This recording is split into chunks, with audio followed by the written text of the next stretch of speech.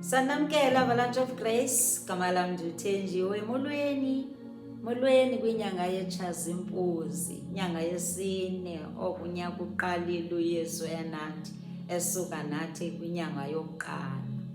Siyambulela sonini nanini. Simbulela ngakumbi sisuka kwi-Good Friday, sisuka kwiPasika.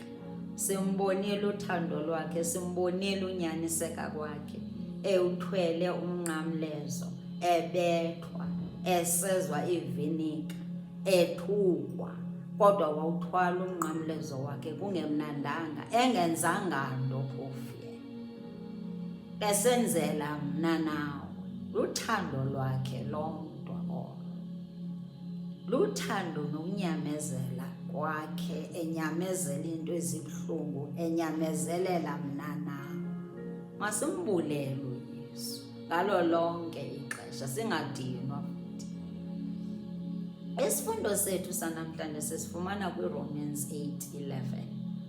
Isifundo sethu sithi ukuba ke umoya walowo wamvusayo uYesu kwabafileyo ume ngaphakathi kwethu, yena wamvusayo uKristu kwalabafileyo uyakuyenza iphile nemizimba yethu enokufa ngaye umoya wakhe omiyo ngaphakathi kwethu. Uthi that power that rose Jesus from the dead is in us. Ukuba is in us, then uzosiphilisa nathi kwizo zonke izifo esinazo. Akukhathalisekile noba sesiphiyena isife kudala, sikuphethe kakubi, ungalali imini nobusuku. Khuthazeka leli lizwi lithetha nawe, lithi ilizwi uzawuphila. Ubuthembe uYesu ngumntanakhe, itsho ukuthi nje ndizawuphila, uyiconfess, uyithembe ngaphakathi enhliziyweni yakho, uyiconfesse ilizwi lakhe. Lithi nokuba kuthiwa uhamba kwindlela enzima, udala ukhala, usowulibele ngoku nezicelo udala uzicela, zeza kwenzeka xa ukholelwa kweli lizwi.